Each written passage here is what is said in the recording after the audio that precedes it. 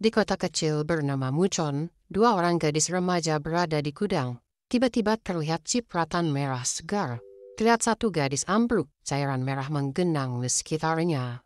Beberapa saat kemudian polisi datang ke gudang itu. Kepala polisi segera memeriksa seluruh gudang. Dua gadis itu sudah tidak ada, tapi genangan merah yang masih segar menjadi perhatiannya. Sementara di luar ditemukan sebuah mobil dengan darah menggenang di bawahnya. Pemilik mobil itu adalah Jong-woo. Pagi harinya para polisi langsung menangkap Jong-woo di rumahnya yang sedang tertidur. Jong-woo kebingungan. Ketika ia keluar, ia melihat kepala polisi yang ternyata adalah pamannya. Interogasi segera dilakukan.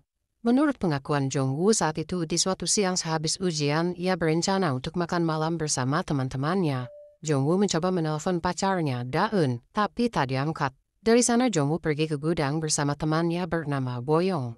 Boyong tampak menangis dan marah pada Jong-woo hingga mereka bertengkar. Malam harinya Jong-woo minum-minum, hanya itu yang Jong-woo ingat. Tapi kepolisian menyimpulkan Jong-woo menghabisi nyawa Da-eun dan Boyong di gudang. Keterangan polisi itu terdengar tak masuk akal bagi Jong-woo. Jong-woo tak ingat sama sekali ia pernah menghabisi kedua temannya. Setelah minum-minum malam itu, ia tak ingat apa-apa lagi. Beberapa saksi lain seperti teman-teman Jong-woo juga ditanyai tentang kasus ini. Malam itu Jong-woo memang tak jadi datang untuk makan-makan, mereka tak tahu Jong-woo ada di mana. Sementara itu bukti-bukti lain terus ditemukan, salah satunya adalah sepatu Jong-woo yang penuh cipratan darah. Seluruh fakta dan bukti ini semakin menguatkan dugaan kalau Jong-woo adalah pelaku yang menghabisi nyawa Boyong dan Da-eun. Aksi Jong-woo di bawah pengaruh alkohol membuatnya menjadi seorang kriminal. Ibunya Jong-woo terlihat sangat terpukul mengetahui anaknya adalah seorang kriminal. Jong-woo adalah anak kebanggaannya. Wataknya cerdas dan dia masuk sebagai calon mahasiswa kedokteran. Tapi kebanggaannya kini hancur. Lalu pada suatu hari polisi mengadakan rekonstruksi kejadian. Tapi lagi-lagi Jong-woo bingung apakah benar ia melakukan ini semua. Ia tak yakin bahkan sampai menangis. Persidangan Jong-woo digelar. Semua bukti mengarah bahwa Jong-woo bersalah dan akan dihukum 10 tahun penjara. Selama di penjara kehidupan pahit harus Jong-woo jalani. Ia sering dipukuli oleh napi-napi lainnya. Ketika ia sendirian, ia terus berpikir benarkah dirinya telah menghabisi Boyong dan Da-eun. Selama di penjara itu juga ada satu teman Jong-woo yang sering menjenguknya bernama Nagyom. Bertahun-tahun sudah Jong-woo menjalani kehidupan di penjara yang mengerikan. Bahkan Jong-woo yang awalnya penakut kini perlahan melawan semua napi di sana. Ia terpaksa harus menjadi kuat jika ingin tetap bertahan hidup di dalam penjara. Hingga akhirnya 10 tahun pun berlalu. Dan hari itu adalah hari kebebasan Jong-woo. Nagyom kini menjadi artis terkenal dan ketika ia tahu hari itu adalah hari kebebasan Jong-woo, ia segera berkendara dari Seoul menuju penjara di kota Muchon untuk menyambut Jong-woo. Banyak yang berubah selama 10 tahun Jong-woo di penjara. Ayahnya kini sudah meninggal. Diantar oleh Nagyom, Jong-woo pergi ke sungai tempat abu ayahnya ditebar. Sementara itu beralih ke kantor polisi, seorang polisi baru saja pindah ke situ. Ia bernama Sang Cho, seorang kepala detektif, dan mulai hari ini ia akan memimpin divisi di kantor polisi itu. Salah satu anggota polisi di sana bernama Byung Mo adalah teman Jong-woo. Lalu beralih pada Jong-woo, kini ia sudah sampai di depan rumahnya. Ia mengumpulkan keberanian karena selama 10 tahun terakhir ini, ibunya sudah berhenti menjenguknya ketika ia di penjara. Jong-woo turun dari mobil dan mulai berjalan. Ibu Jong-woo mengelola restoran. Saat itu seorang pria terlihat marah-marah pada ibu Jong-woo karena makanannya keasinan. Lalu dengan teganya pria itu menjegal kakinya hingga ibu Jong-woo terjatuh. Ketika membersihkan makanan di lantai muncullah Jong-woo. Seisi restoran langsung ricuh.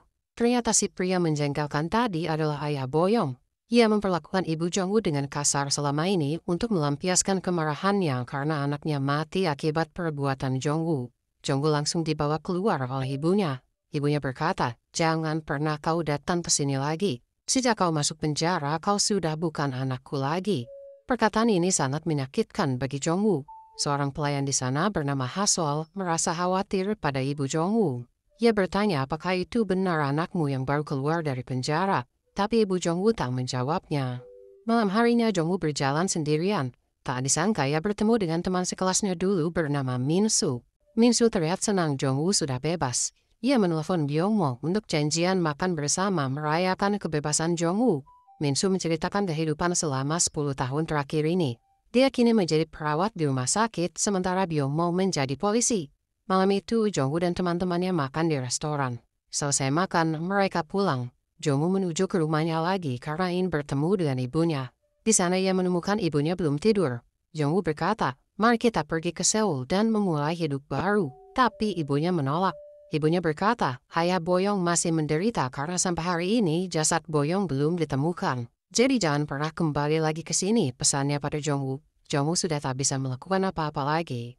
Esok paginya Jong-woo kedatangan anak dari pamannya, seorang polisi. Ia bernama Suwo. Suwo menderita keterbelakangan mental dan hobinya menggambar. Pagi itu ia memberikan satu karyanya pada Jong-woo.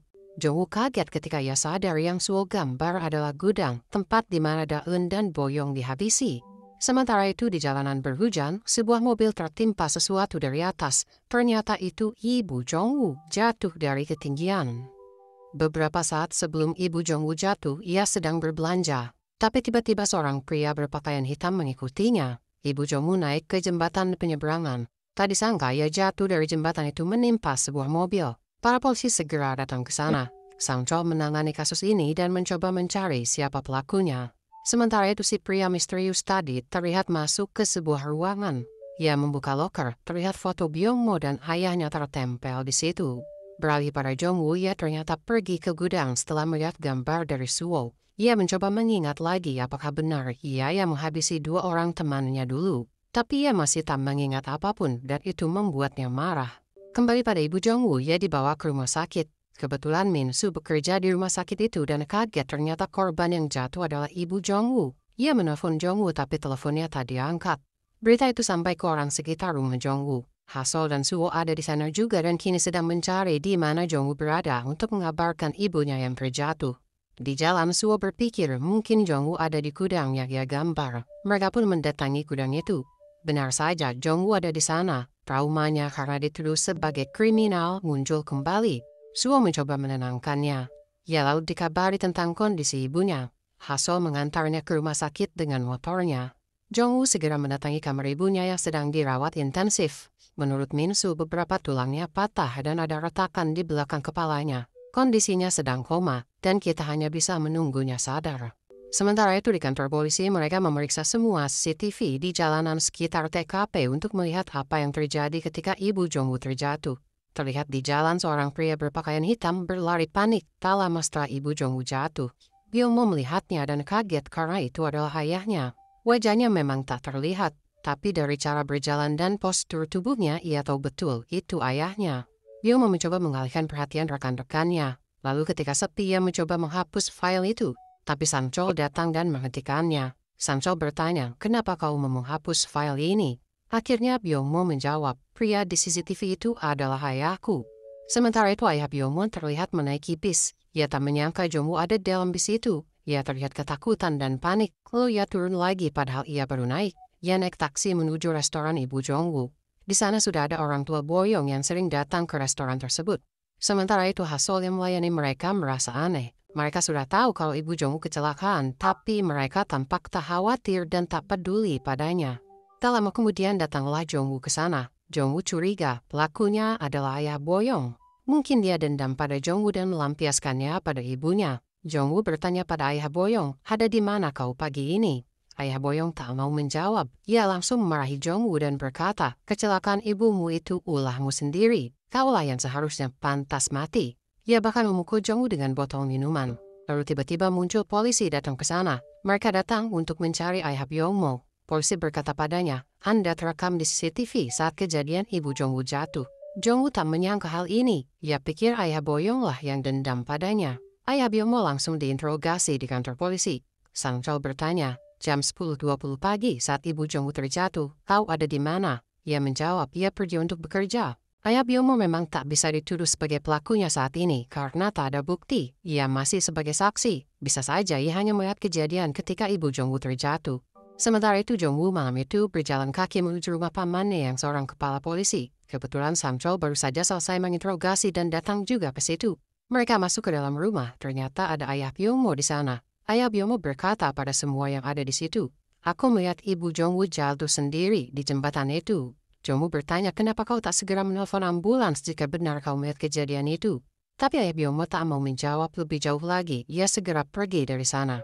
Esok paginya Jongwoo keluar rumah dan bertemu pamannya. Jongwoo berkata ia akan ke kantor polisi mengambil barang-barang ibunya. Di kantor polisi, beberapa polisi sudah tahu kalau Jongwoo adalah seorang kriminal. Ia kini dibenci oleh orang-orang di sana. Tak hanya itu, Jongwoo yang datang untuk mengambil barang ibunya memeriksa bawaan ibunya ketika hari itu terjatuh. Terdapat bon pembelian kemeja di sebuah toko. Jongwoo mencoba datang ke toko itu untuk mencari info, tapi ia malah diusir karena ia dianggap seorang kriminal yang pembawa sial. Di belakangnya ternyata diam-diam Sang Chol membuntuti Jongwoo, tapi ia ketahuan dan hampir terjadi perkelahian mereka berdua. Sang Chol sudah tahu riwayat Jongwoo sebagai seorang kriminal. Ia membuntuti Jongwoo karena ia takut Jongwoo akan melakukan tindak kejahatan lagi. Saat itu Jongwoo ditelepon Nagyom lalu pergi dari sana. Nagyom ternyata sudah memindahkan ibu Jongwoo ke ruangan VIP untuk mendapat perawatan lebih intensif. Produser Nagyom awalnya keberatan karena membantu Jongwoo saat ini mungkin akan menghambat karir Nagyom. Tapi ketika Nagyom menjelaskan kalau ia harus membantu Jongwoo, produsernya akhirnya mengerti. Sementara itu beralih pada Suwo, sehari-harinya dia melukis di rumah kaca dekat rumahnya. Hasol sering datang ke sana untuk mengobrol. Suatu hari Suwo mendatangi ruang bawah tanah di rumah kaca itu. Terdapat beberapa barang-barang aneh di sana. Setelah itu ia kembali ke atas dan mulai melukis lagi. Tak lama Hasol datang dan mengajak Suwo mengobrol. Suwo selalu menutup lukisannya dan tak membiarkan Hasol melihatnya. Dari sana Hasol pergi untuk menghirup udara segar. Ia bertemu dengan seekor anjing dan pemiliknya. Anjing itu terlihat membawa sepotong tulang. Pemiliknya mengira itu tulang hewan, tapi Hasol tahu tulang hewan tak ada yang sepanjang itu. Lalu beralih pada Jongwoo. Setelah menjenguk ibunya, ia pergi ke rumah Boyong. Ia teringat betapa dekatnya ia dan temannya itu. Rasanya mustahil ia menghabisi nyawa Boyong, sahabatnya sendiri.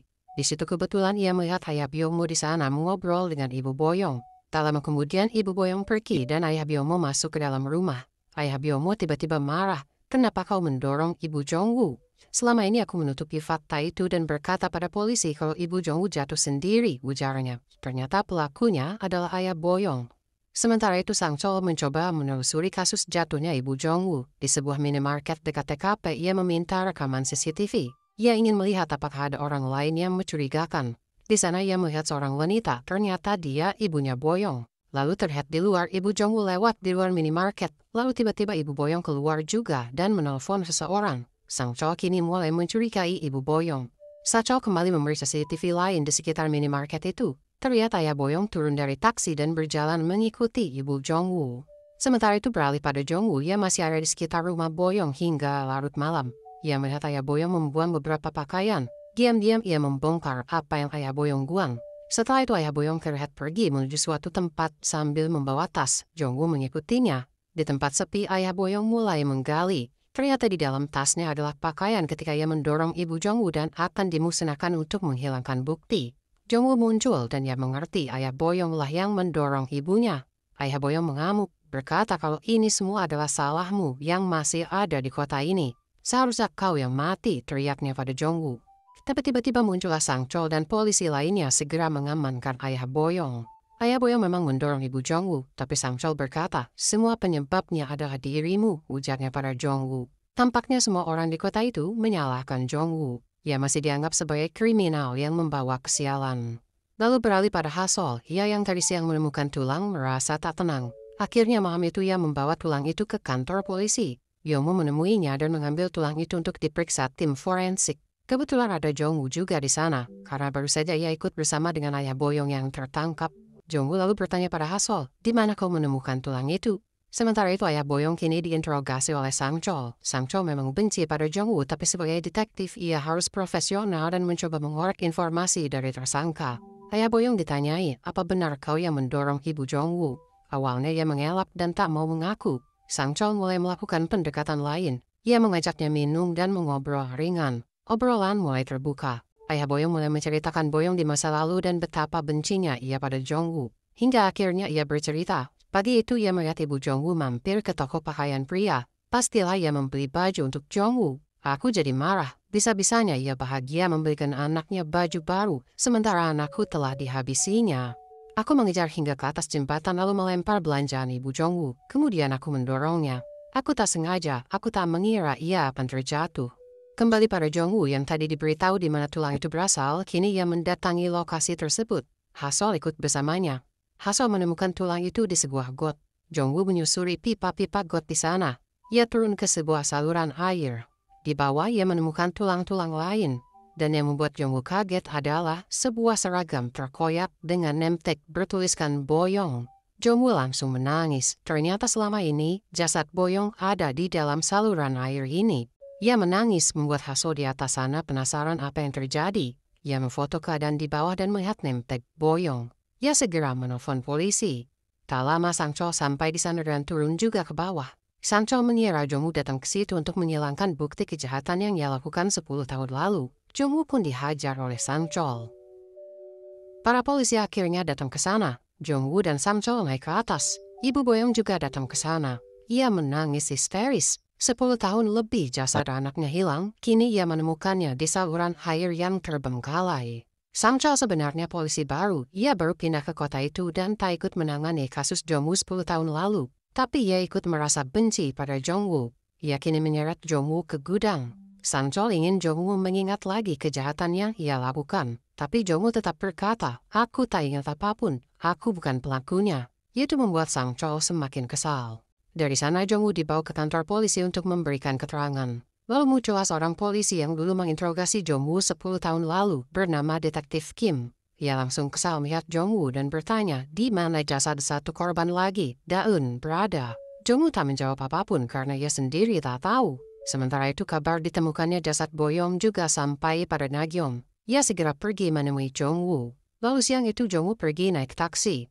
Di radio sayup terdengar suara seorang anggota dewan yang sedang berkampanye. Dia bernama Yong-sil. Selesai berkampanye, ia mendapat laporan tentang baru ditemukannya jasad seorang korban yang dihabisi nyawanya 10 tahun lalu. Yong-sil memutuskan untuk menemui keluarga korban. Yong-sil akhirnya sampai di rumah orang tua Boyong. Di sana ia bertemu dengan ibu Boyong. Sambil menangis, ibu Boyong menceritakan betapa tak adilnya hukum. Ia berkata, "Anakku sudah meninggal, tapi penjahatnya kini sudah bebas berkeliaran di luar sana." Yong-sil yang akan mencalonkan diri sebagai gubernur berjanji akan membuat undang-undang untuk menghukum si pelaku dengan hukuman setimpal.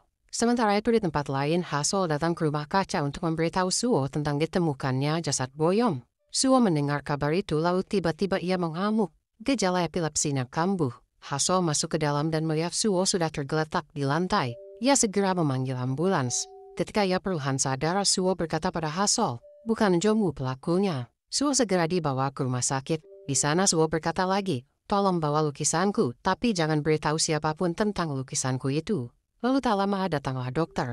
Ia adalah teman lama ayahnya Suo bernama Dr. Park.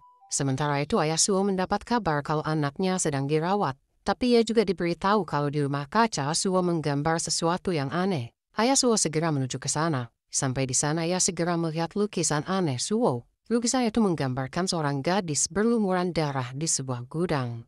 Kemudian beralih pada Jongwoo, ia kini memeriksa barang-barangnya. Salah satu bukti bahwa ia menghabisi 2 temannya adalah karena mobilnya ada di gudang saat kejadian. Dulu Jongwoo memang punya mobil dan ia selalu menyimpan kuncinya di gudang. Teman-temannya yang bisa menyetir bisa mengambil kuncinya dan menggunakan mobilnya kapanpun.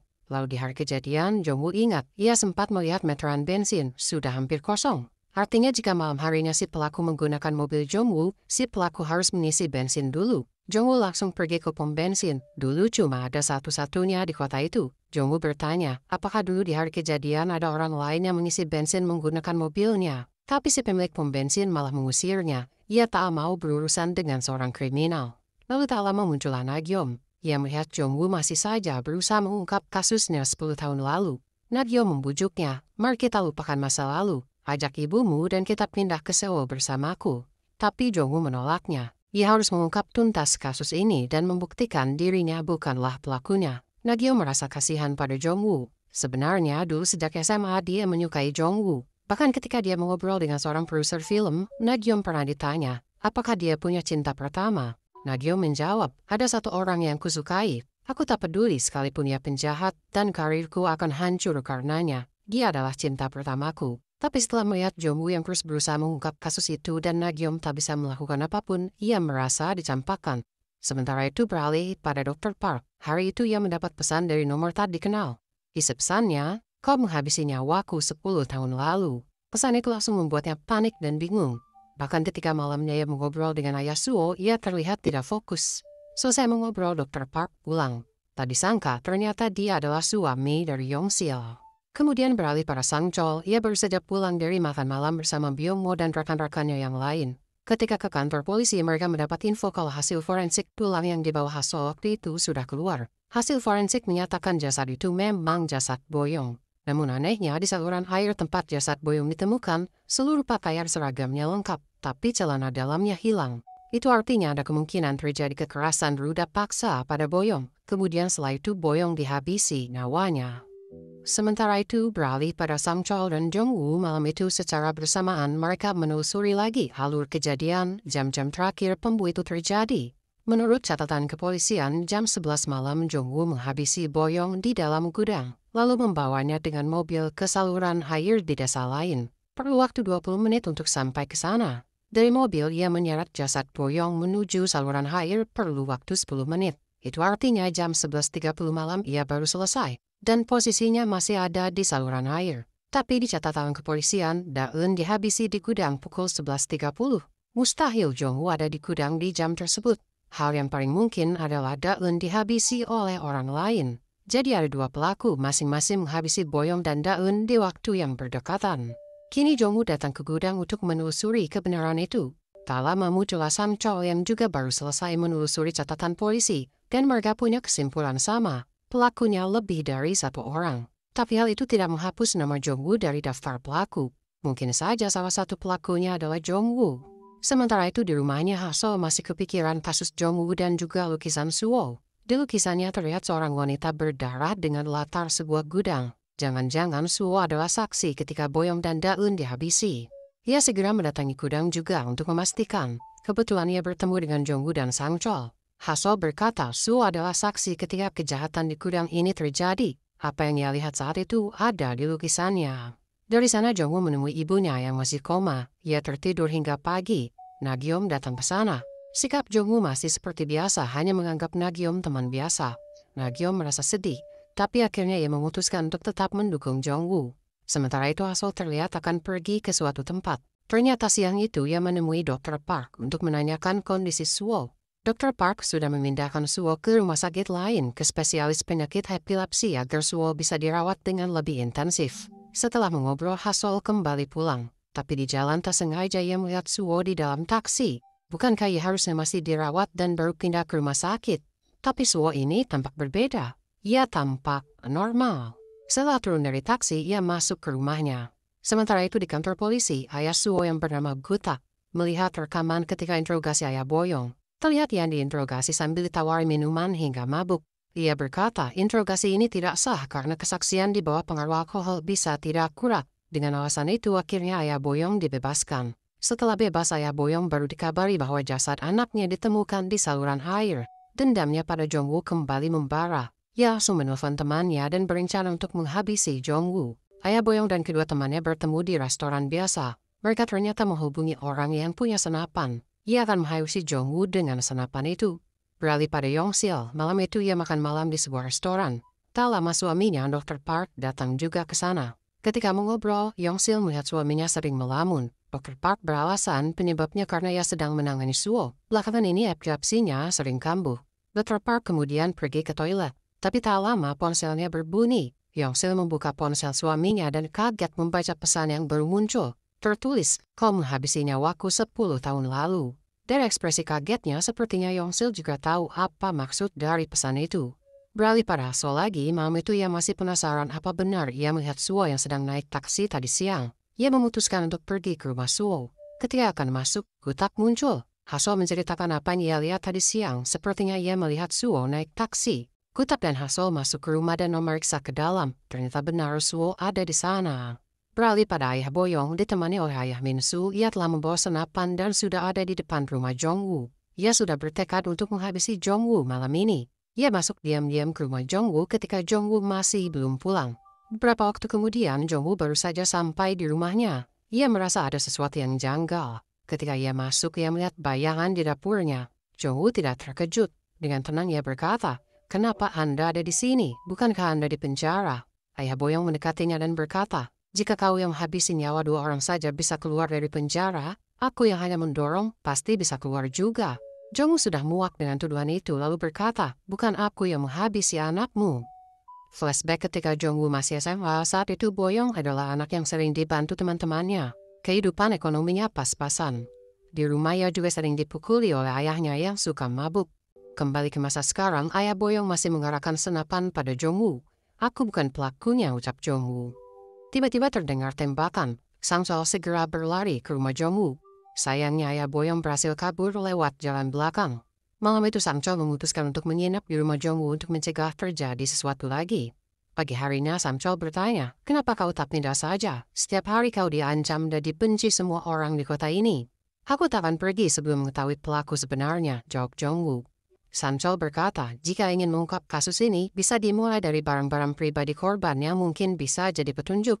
Jongwoo ingat, ada satu tas yang selalu dipakai Boyong setiap hari, tas berwarna ungu. Tapi ketika jasadnya ditemukan di saluran air itu, tas itu tak ditemukan. Mungkin itu bisa jadi petunjuk untuk mengungkap kasus ini. Sementara itu beralih lagi pada Hasol, orang yang ia kira di taksi adalah Suwo, ternyata itu adalah saudara kembarnya bernama Gono. Dia normal, tak seperti saudaranya Suwo. Malam itu ketika Gutak melihat Gono, ia langsung menyuruh Gono untuk pergi lagi. Tapi Gono menolaknya, karena kedatangan kembali Gono ke Korea adalah dia punya misi. Pagi harinya ketika Hasol datang ke situ lagi, Gono berkata, aku ingin meminta bantuanmu. Dari sana Hasol pergi menemui Dr. Park lagi. Ia ingin meminta izin untuk bertemu dengan Suwo, tapi Dr. Park tak mengizinkannya karena Suwo sedang dirawat intensif. Dr. Park menyuguhkan kopi tapi Hasol melihat hiasan bintang di nampan. Ternyata itu milik Hasol, terjatuh ketika pertemuannya dengan Dr. Park beberapa hari lalu. Dr. Park kemudian bertanya di mana tempat tinggal Hasol. Tanpa curiga apapun, Hasol menjawab, dia tinggal di kamar kos lantai 2 di atas restoran Ibu Jongwoo. Sekelebat ia teringat, Daun dulu tinggal di situ dan ia suka mengumpulkan hiasan bintang di lemarinya. Sementara itu Jongwoo kini menemui pamannya. Sebenarnya dia bukan paman kandung, tapi karena dulu Gutak berteman dengan ayah Jongwoo, Jongwoo menganggapnya seperti paman sendiri. Jongwoo meminta para Gutak untuk sekali lagi menelusuri kasus ini. Gutak akhirnya memberikan file dan foto-foto 10 tahun lalu. Terlihat foto kunci Inggris yang dipakai Jongwoo menghabisi Daun ditemukan di tempat sampah rumah Jongwoo. Tapi Jongwoo berkata, aku tak ingat, aku pernah menggunakan kunci Inggris itu. Lalu ada juga foto sepatu berlumuran darah di sepatu Jongwoo.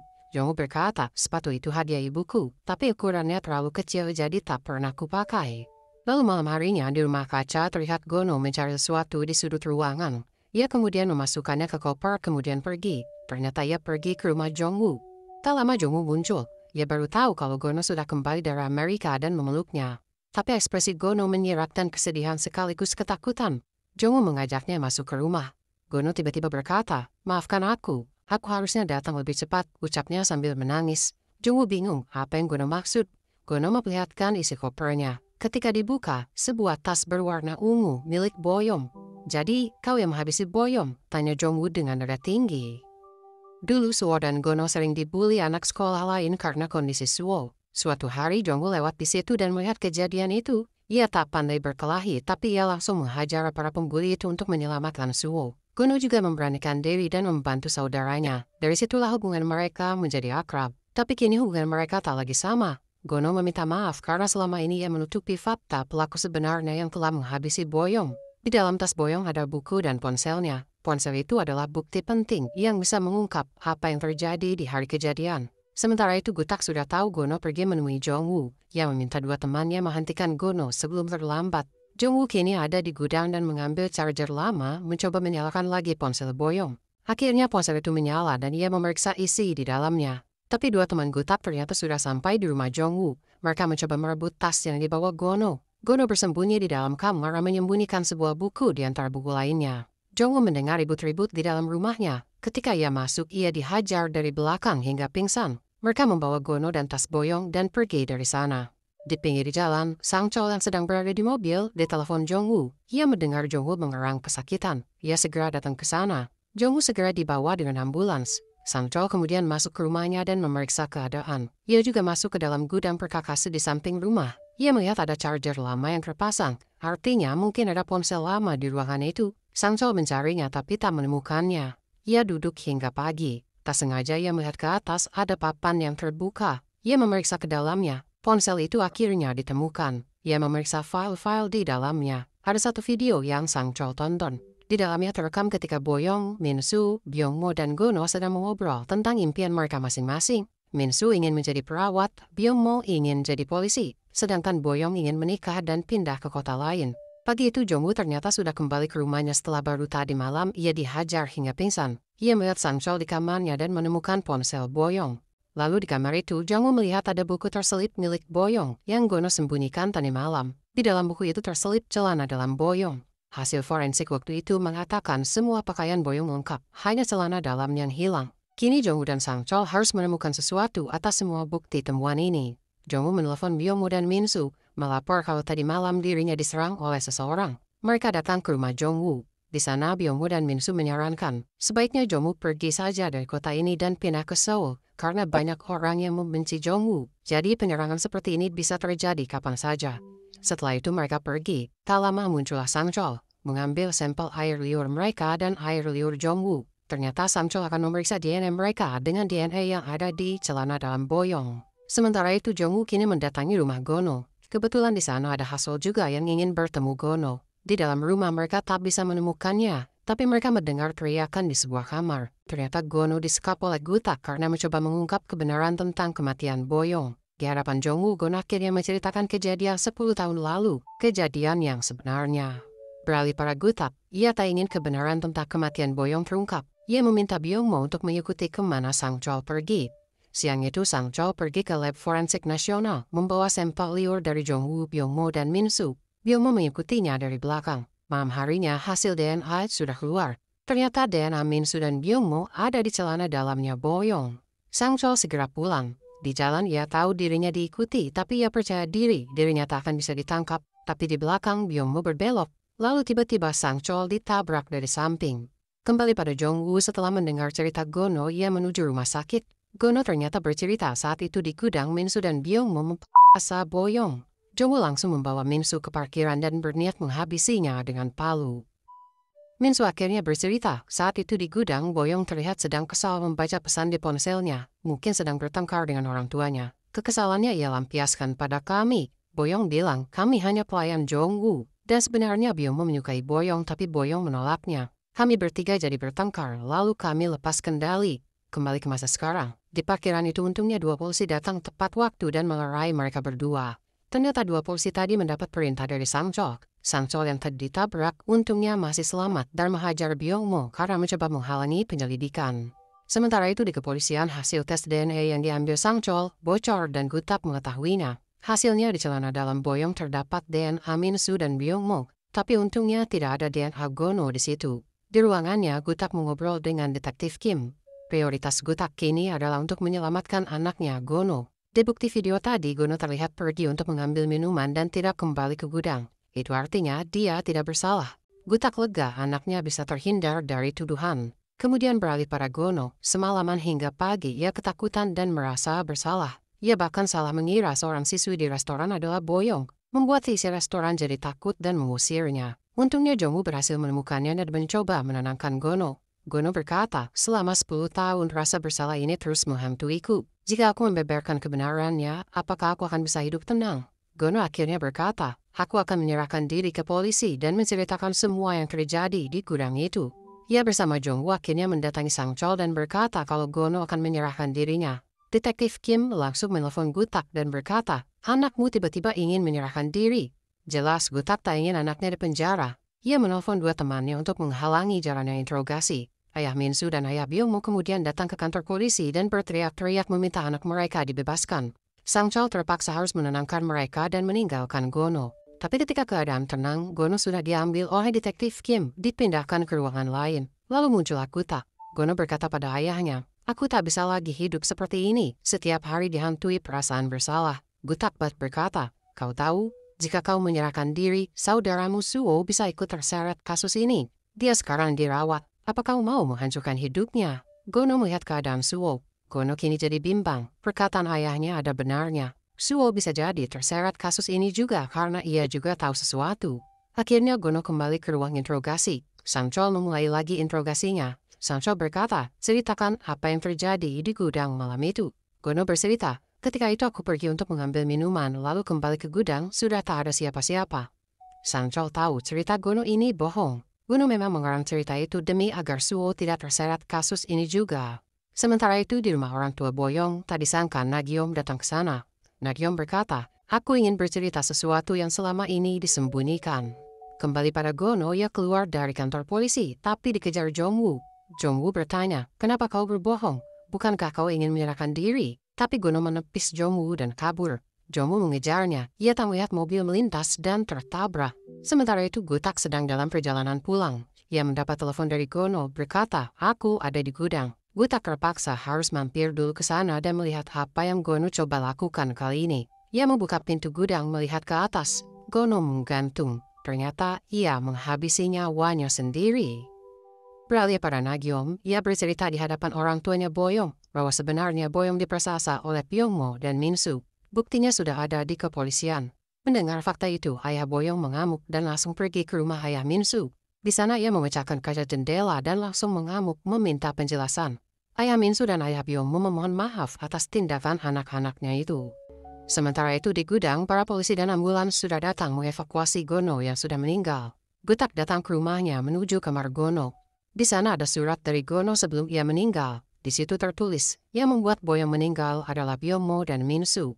Gutak segera kembali ke kantor polisi menemui Byungmo. Di sana ia berkata, "Gono baru saja mati. Sekarang jelaskan semuanya apa yang terjadi di gudang malam itu." Akhirnya Byungmo menjelaskan. Saat itu Gono baru kembali dari mengambil minuman, melihat Boyong sudah dianiaya Minsu dan Byungmo. Darah mengalir dari pahanya. Boyong tiba-tiba berlari kabur, tapi ia terjatuh, kepalanya membentur keras. Ia langsung tak sadarkan diri. Sementara itu beralih pada Jongwoo, ia dirawat di rumah sakit ditemani oleh Nagyom. Esok harinya ketika Nagyom keluar, Jongwoo siuman dan ia segera bangun lalu menelpon Sang Chol. Jongwoo meminta Sang Chol untuk menemukan Gono. Jongwoo belum tahu ternyata kalau Gono sudah meninggal. Sang Chol sampai di rumah sakit, melihat Jongwoo yang kabur masih memakai pakaian pasien. Mereka pun pergi ke rumah Sang Chol. Di sana Sang Chol barulah memberitahu kalau Gono menghabisi nyawanya sendiri. Ia ditemukan menggantung di gudang. Jongwoo semakin tak tahan dengan kasus ini. Kini satu sahabatnya mati lagi. Sang Chol mencoba menenangkan Jongwoo dan mengajaknya untuk menyelidiki kasus ini, merunutnya dari awal lagi. Mereka menulis di papan tulis setiap detail kejadian di malam itu.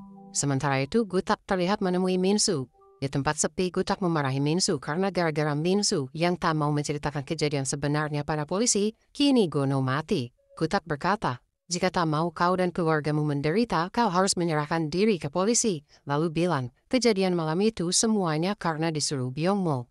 Minsu terpaksa melakukan apa yang Gutak suruh. Ia ke kantor polisi dan menyerahkan diri, lalu berkata sesuai dengan apa yang disuruh Gutak. Malam harinya, para polisi langsung menuju rumah Byungmo. Jongwoo juga ikut ke sana. Sang Chol berkata, Minsu sudah mengakui semuanya. Byungmo berteriak, "Semua itu bukan aku, tapi Nagyom yang punya ide." Jongwoo terkejut, nama Nagyom kini muncul. Untuk mengetahui kebenaran hal itu, Jongwoo segera mendatangi Nagyom di apartemennya. Sampai di sana Jongwoo bertanya, "Kejadian di malam Boyong meninggal, bukankah waktu itu kau pernah datang ke rumahku? Setelah dari rumahku, apa yang kau lakukan?" Nagyom menjawab, "Dari rumahmu aku langsung pulang." Jongwoo bertanya lagi, "Byungmo bilang kau ada di gudang juga dan ikut terlibat, apa itu benar?"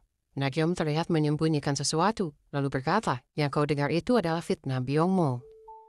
Sementara itu siang itu Sang Chol, Jongwoo dan Hasol berdiskusi untuk melakukan langkah selanjutnya. Salah satu kunci untuk mengungkap kasus ini adalah mobil Jongwoo yang waktu itu dipakai untuk mengangkut jasad Boyong.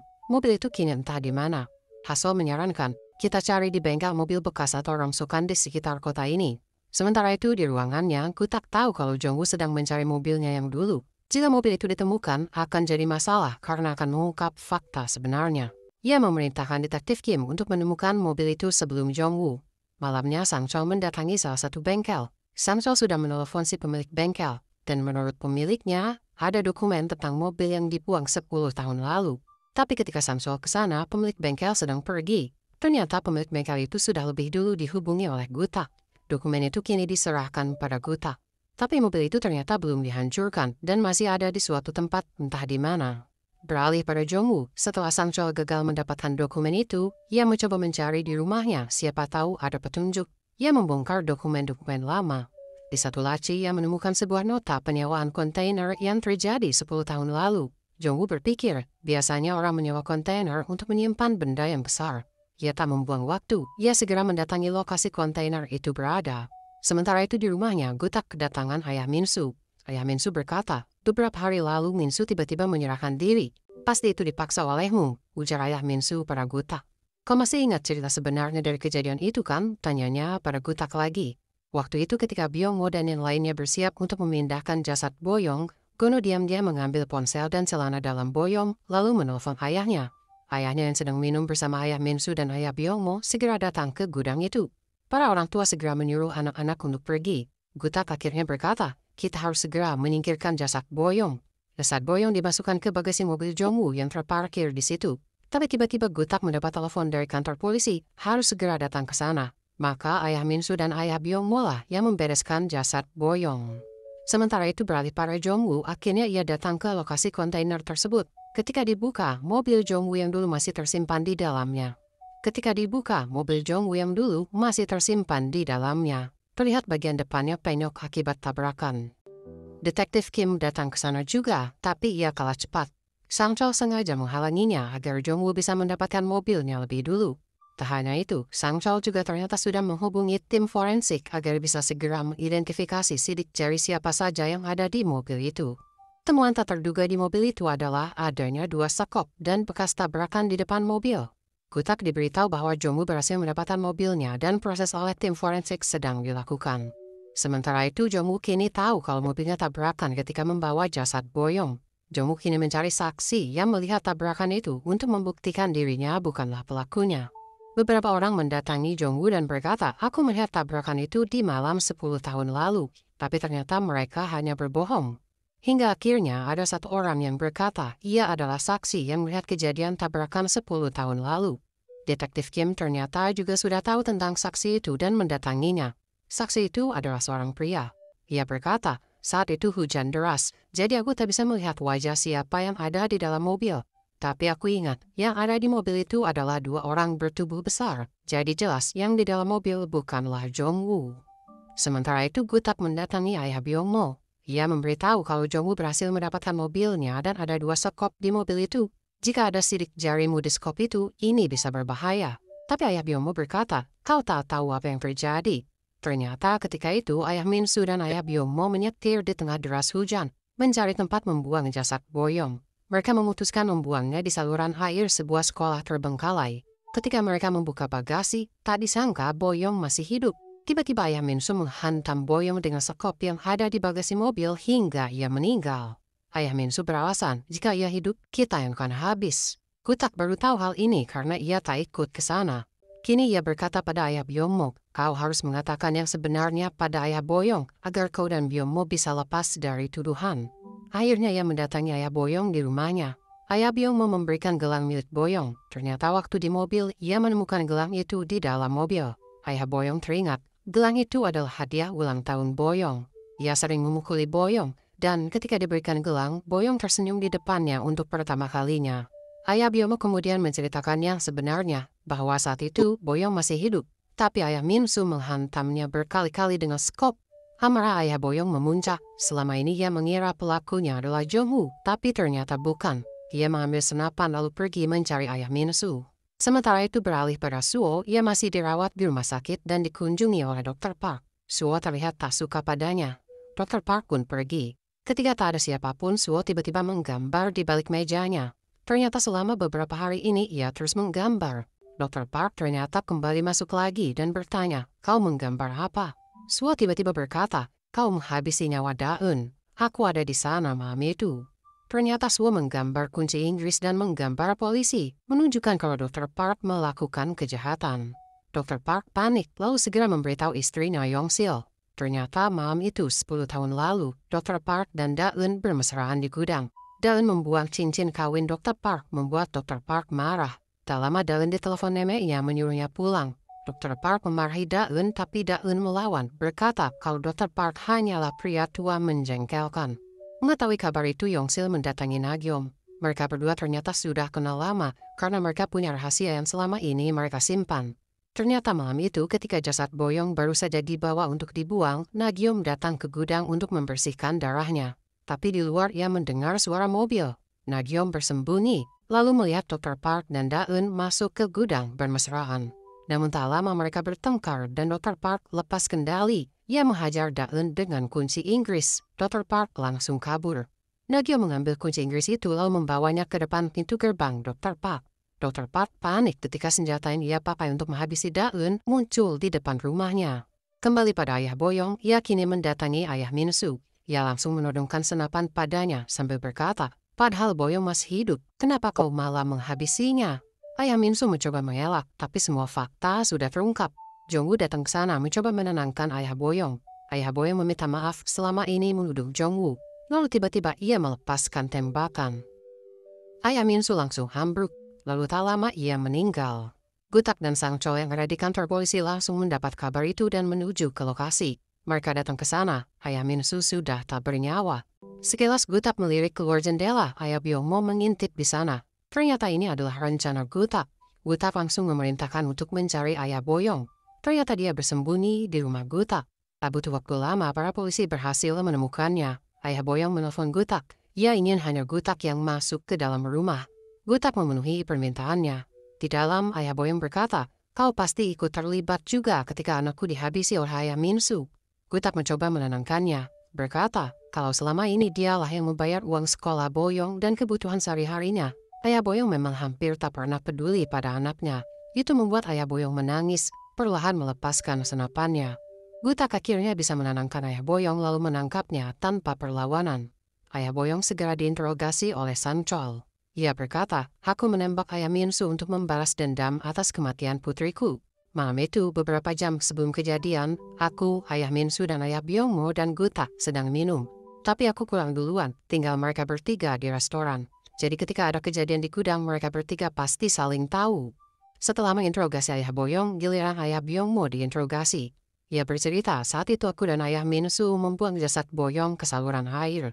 Tapi aku sempat melihat Boyong masih hidup, lalu menyarankannya untuk menelpon rumah sakit. Tapi Ayah Minsu malah menghantam Boyong berkali-kali dengan sekop hingga tewas." Sang Chol bertanya, "Beberapa jam sebelum kejadian, tadi Ayah Boyong berkata kalau kalian berempat ada di restoran, Gutak juga ada di sana." Tapi Ayah Minsu mengelak dan berkata, "Kami hanya bertiga, tak ada Gutak di sana." Setelah itu, giliran Gutak diinterogasi. Gutak berkata, "Beberapa jam sebelum kejadian aku mendapat panggilan dari kantor pusat dan pergi ke sana. Kau boleh mengeceknya." Sayangnya Gutak memang waktu itu mendapat telepon dari pusat untuk datang ke kantor. Tapi teleponnya bukan beberapa jam sebelum kejadian, melainkan ketika ia sudah ada di gudang dan Boyong sudah ada di bagasi mobil. Jadi di sini Gutak berbohong untuk mendapatkan alibi. Tak sampai situ, Gutak juga kini mengorbankan Detektif Kim yang saat itu menangani kasus Jongwoo 10 tahun lalu. Ia mengatakan kalau Detektif Kim salah tangkap dan dia akan mendapatkan sanksi. Detektif Kim yang selama ini membela dan menuruti perintah Gutak kini dijadikan tumbal. Suatu hari yang mendatangi ruangan Gutak, Gutak berkata, "Kau akan dipindah tugaskan menjadi satpam. Ini kulakukan untukmu karena jika tidak pindah, kau akan diberhentikan secara tidak hormat dan tidak akan bisa bekerja lagi dimanapun." Detektif Kim hanya bisa merenungi nasibnya yang malang. Beralih pada Sang Chol, ia kini mendatangi nenek Daun. Neneknya bercerita, di detik-detik sebelum Daun meninggal, neneknya menelpon cucunya. Neneknya mendengar teriakan Daun dan suara seorang pria. Selama ini polisi mengira itu adalah suara Jongwoo. Tapi neneknya berkata, suaranya terdengar berat dan dewasa, bukan suara remaja seperti Jongwoo. Sementara itu di suatu siang, Suo ternyata sudah diperbolehkan pulang. Tapi itu ternyata atas permintaan Gutak. Ia tak ingin Suo dirawat oleh Dr. Park. Setelah waktu itu Suo ketahuan menggambar kejadian di malam itu, bisa dipastikan kalau Suo adalah saksi hidup yang melihat kejadian meninggalnya Daun. Dr. Park teringat lagi kejadian saat itu. Ia masuk bersama Daun ke gudang, tapi mereka kemudian bertengkar. Dr. Park hilang kendali dan menghajar Daun dengan kunci Inggris hingga Daun tewas. Ia ketakutan, menghapus sidik jarinya di kunci Inggris, lalu kabur. Kebetulan Suo ada di sana, sembunyi menyaksikan kejadian tersebut. Dari sana Dr. Park pulang ke rumah dan membersihkan badannya dari noda darah Daun. Tapi tiba-tiba ia menemukan kunci Inggris tadi di depan rumahnya, yang ternyata itu disimpan oleh Nagyom di sana. Dr. Park bingung harus membuangnya di mana. Lalu ia teringat, Daun pernah berkata kalau Daun adalah pacar Jongwoo. Dr. Park akhirnya pergi ke rumah Jongwoo membuang kunci Inggrisnya di tong sampahnya. Ketika kembali ke rumah, ia melihat istrinya Yongsil menemukan bajunya yang penuh noda darah. Yongsil sudah tahu kalau suaminya itu suka main perempuan, Tapi kini suaminya malah menghabisi nyawa satu wanita, membuat karirnya sebagai anggota dewan terancam hancur. Dan hingga kini jasad Daun belum ditemukan. Kembali ke masa sekarang, Suwo terlihat masuk rumah kaca dan turun ke bawah tanah. Ayahnya melihatnya dan ikut turun juga. Gutak berkata pada Suwo, "Kau harus melupakan kejadian di malam itu ketika kau melihat semuanya." Suwo hanya terdiam. Ketika ayahnya pergi, Suwo terlihat berbeda. Entah ini adalah kenyataan atau bukan, tapi Suwo masuk ke sebuah ruang bawah tanah. Ia membacakan sebuah buku ke seorang gadis yang terbaring. Dan gadis yang terbaring itu ternyata adalah Daun. Sementara itu Sang Chol mendatangi Detektif Kim. Ia melihat Detektif Kim sedang menulis surat pengunduran diri. Sang Chol bertanya, kejadian 10 tahun lalu adalah kasus besar. Mustahil kau memutuskan Jong sebagai pelakunya tanpa disuruh oleh seseorang. Siapa yang menyuruhmu? Detektif Kim teringat lagi saat ia menangani kasus itu. Gutak saat itu kebingungan karena ada 2 jasad yang tidak ditemukan, lalu ada 2 barang bukti yaitu mobil sedan dan kunci Inggris. Tapi 2 barang bukti itu tak ada satupun sidik jari Jong-woo. Gutak berkata, kita perlu bukti yang lebih kuat, seperti barang pribadi Jong-woo, baju atau sepatu. Detektif Kim menuruti perkataan Gutak itu. Malam itu ia mengalihkan perhatian 2 polisi yang berjaga di rumah Jong-woo. Lalu diam-diam ia menempelkan darah Daun dan Boyong ke sepatu Jong-woo. Esok paginya sepatunya itu ditemukan dan Detektif Kim bersikap seolah-olah itu adalah bukti tak terbantahkan kalau Jong-woo adalah pelakunya. Detektif Kim tahu dirinya selama ini hanya diperalat Gutak. Sebelum pergi, Detektif Kim memberi sesuatu pada Sang Chol. Di dalamnya adalah sepatu Jong-woo yang dulu menjadi barang bukti. Sementara itu beralih pada Jong-woo yang mendatangi ibunya yang kini masih dirawat. Hasol sering menemaninya, membuat Jong-woo merasa sangat berterima kasih. Tapi belakangnya Nagyom melihat kedekatan Jong-woo dan Hasol dengan perasaan cemburu. Lalu tak lama produser Nagyom datang menemui Jong-woo. Selama ini pekerjaan Nagyom terganggu akibat Nagyom yang ingin membantu Jong-woo. Dan itu membuat produsernya ingin memastikan sesuatu. Produsernya itu berkata, Nagyom sengaja mendatangi kotamu dan menunda pekerjaannya sebagai aktris hanya untuk membantumu dan berharap cintanya dibalas olehmu. Tapi apakah kau mencintainya? Jong-woo berkata, selama ini Nagyom memang satu-satunya teman yang mengunjungiku setiap waktu selama aku di penjara. Tapi aku menganggapnya hanya sebagai teman.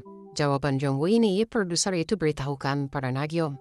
Nagyom langsung menangis dan marah mendengarnya. Produser itu berkata, tak ada gunanya lagi kau di sini. Besok kau akan pulang ke Seoul dan kembali bekerja. Hal itu membuat Nagyom frustrasi. Rasa sukanya pada Jong-woo telah membutakan hatinya. Kini ia bahkan merencanakan sesuatu yang berbahaya. Di suatu malam, ia menelpon Jong-woo dan berkata, datanglah ke sini. Aku akan memberitahumu sesuatu yang selama ini aku sembunyikan tentang kejadian 10 tahun lalu. Jong-woo pun datang ke apartemennya. Nagyom berkata, sebenarnya aku juga ada di sana ketika Boyong dan Daun tewas. Tapi waktu itu aku tak mengatakannya pada polisi, berharap kau bisa melupakan Daun. Bahkan kau tak pernah melihatku ada. Tapi begitu kau di penjara, aku sering menjengukmu dan kau mulai tersenyum melihatku. Kau mulai memperhatikan kehadiranku. Tapi setelah kau bebas, kau kembali seperti dulu menganggapku tak ada. Nagyom melanjutkan, kau tahu, aku sempat merekam kejadian ketika Daun dihabisi oleh si pelaku. Aku akan memberikan semua bukti ini padamu, asalkan kau mau ikut bersamaku tinggal di Seoul. Tapi Jong-woo menolaknya. Lalu ia meminum minuman yang ada di meja. Tiba-tiba Jong-woo terlihat tidak fokus. Ternyata minuman itu sudah diberi obat tidur oleh Nagyom. Jong-woo akhirnya tak sadarkan diri. Esok paginya Jong-woo masih tak sadarkan diri. Nagyom berkata pada manajernya, ia akan membawa Jong-woo ke rumahnya baru ia akan kembali ke Seoul. Sesampainya di sana Jong-woo masih belum sadar. Tapi ternyata Nagyom punya rencana jahat. Ia menggiring Hasol datang ke rumah Jong-woo. Untungnya di saat bersamaan Sang Chol juga datang ke sana. Ketika Hasol masuk, Nagyom akan menghantamnya. Untungnya Sang Chol muncul dan menghentikannya. Ternyata Nagyom berniat memenjarakan Jong-woo lagi. Karena dengan begitu Jong-woo akan menjadi miliknya lagi seperti dulu. Nagyom segera diamankan ke kantor polisi. Ketika Jong-woo sudah tersadar, ia memberitahu Sang Chol. Tadi malam Nagyom berkata ia punya bukti video di ponselnya. Kejadian ketika Daun dihabisi nyawanya. Mereka kembali ke apartemen Nagyom dan menggeledah tempat itu. Jong-woo menemukan buku tahunan SMA-nya. Di situ banyak foto-foto dirinya dan Nagyom. Di salah satu foto terselip sebuah SIM card. Mereka mengecek isi di dalamnya. Ternyata itu adalah video ketika Daun dihabisi nyawanya oleh Dr. Park. Video itu juga kemudian ditunjukkan pada Gutak. Gutak tak punya pilihan lain selain membuka kembali kasus 10 tahun lalu untuk menangkap si pelaku, sesuai dengan bukti-bukti baru yang telah ditemukan. Setelah tahu di video itu ada Dr. Park Sang-chol segera mendatangi Yong-sil dan berkata, dalam waktu 24 jam, tolong bawa suamimu ke kantor polisi untuk menyerahkan diri. Sementara itu Jong-woo pergi ke rumah sakit dan menemui Dr. Park. Ia masuk ke ruangannya, tapi ia malah bertemu dengan seorang wanita. Wanita itu ternyata simpanannya Dr. Park dan ia disuruh untuk membawa tas berisi uang. Tapi si wanita ketakutan ketika melihat Jong-woo dan lupa membawa tas itu. Dr. Park kini ditelepon oleh istrinya. Ketika mereka bertemu, Yong-sil berkata, kau harus menyerahkan dirimu ke polisi. Dr. Park mengamuk dan menolak perintah istrinya itu. Ia pun pergi. Di luar ia mendapat telepon dari Jong-woo. Jong-woo berkata, tas berisi uang milikmu ada padaku. Temui aku jika ingin tas ini. Dr. Park terpaksa datang menemui Jong-woo karena ia butuh uang itu untuk kabur dari istrinya. Mereka janjian di sebuah rest area. Dr. Park menunggu di dalam mobil, tapi tiba-tiba seorang pria masuk dan membekapnya. Menyuntikkan obat bius, membuatnya tak bisa bergerak. Pria itu menyemprotkan gas beracun dan menutup semua pintu dan jendela mobil. Ternyata itu adalah suruhan Yong-sil untuk menghabisi suaminya. Lalu tak lama datanglah Jong-woo mencari di mana dokter itu berada. Kemudian ia melihat sebuah mobil penuh dengan gas dan ada orang di dalamnya. Jong-woo segera menghancurkan kaca dan mengeluarkan Dr. Park dari mobil itu. Tak lama datanglah Sang-chol dan polisi lainnya. Tapi sayang, Dr. Park tak terselamatkan. Dia tewas. Kejadian ini dilaporkan para gutak. Ia segera mendatangi kantor polisi. Di sana para wartawan sudah berkumpul untuk meminta penjelasan. Publik sudah tahu kalau kejadian 10 tahun lalu adalah salah tangkap. Dan kini para pelaku sebenarnya yaitu ayah Min-soo yang menghabisi Boyong dan Dr. Park yang menghabisi Da-eun, dua-duanya tewas. Gutak kini juga terancam terlibat karena 10 tahun lalu ia menyuruh detektif Kim memanipulasi jalannya penyelidikan, sehingga Jong-woo dituduh sebagai pelakunya. Sementara itu Jong-woo kembali ke rumah sakit menemani ibunya, yang mendapat kabar ibunya sudah mulai sadar kembali. Esoknya ibunya sudah benar-benar sadar, tapi masih lemah. Namun Jong-woo merasa lega akhirnya ibunya sudah mulai membaik. Sementara itu Yong-sil yang mencalonkan diri menjadi gubernur, terlihat masih berusaha menutupi keterlibatannya atas kasus suaminya. Bahkan ia masih berkampanye sebagai calon gubernur. Lalu beralih para gutak, siang itu gutak masuk ke rumah kaca dan turun ke bawah. Sayup-sayup ia mendengar suara suwo di balik dinding. Ternyata ruang bawah tanah itu punya ruang rahasia lain. Ia membuka pintunya lalu terlihatlah sesuatu yang mengerikan. Jasad Da-eun yang sudah mengering terbaring di sana. Suwo ternyata menyukai Da-eun sudah sejak lama. Dulu setiap kali Da-eun datang dan berkumpul bersama Jong-woo dan yang lain, Suwo diam-diam selalu memperhatikan Da-eun. Kini gutak marah pada Suwo lalu mengusirnya keluar. Di saat yang bersamaan Jong-woo dalam perjalanan menuju rumah gutak. Di jalan ia bertemu Suwo, ia ketakutan. Suwo berkata, tolong selamatkan Da-eun. Jong-woo awalnya bingung, tapi perlahan ia paham. Ia segera berlari menuju rumah kaca. Di sana terlihat gutak sedang menyiram bensin ke jasad Da-eun. Jong-woo kini tahu semua kasus ini rencana manipulasinya adalah dari gutak. Dia memang bukan pelaku yang menghabisi nyawa Boyong dan Da-eun, tapi gutaklah yang membuat keputusan dan membuat Jong-woo harus mendekam di penjara selama 10 tahun. Gutak berdalih, aku melakukan itu untuk melindungi anakku Gono. Gono ada di gudang itu di malam kejadian Boyong meninggal. Aku harus menyelamatkannya. Jong-woo marah, tapi gutak lebih dulu memukul Jong-woo. Ia kemudian menyalakan api dan membakar jasad Da-eun. Suwo datang, Jong-woo menariknya agar Suwo tak melompat ke dalam kobaran api. Gutak tiba-tiba mengunci pintu ruangan, membiarkan dirinya di dalam sana. Asap dari api mulai menebal, membuat Gutak mulai tak sadarkan diri. Jong-woo tak sudi Gutak mati meninggalkan semua perbuatannya tanpa dihukum. Ia membuka paksa pintu itu lalu menyelamatkan Gutak. Jong-woo ingin Gutak dihukum sesuai dengan perbuatannya. Kasus ini kini sudah terungkap semuanya. Yong-sil kini terbukti ikut terlibat kejadian 10 tahun lalu menutupi kejahatan suaminya. Karirnya sebagai calon gubernur hancur. Jong-woo kini menyatakan banding ke pengadilan atas dirinya yang dituduh sebagai pelaku 10 tahun lalu.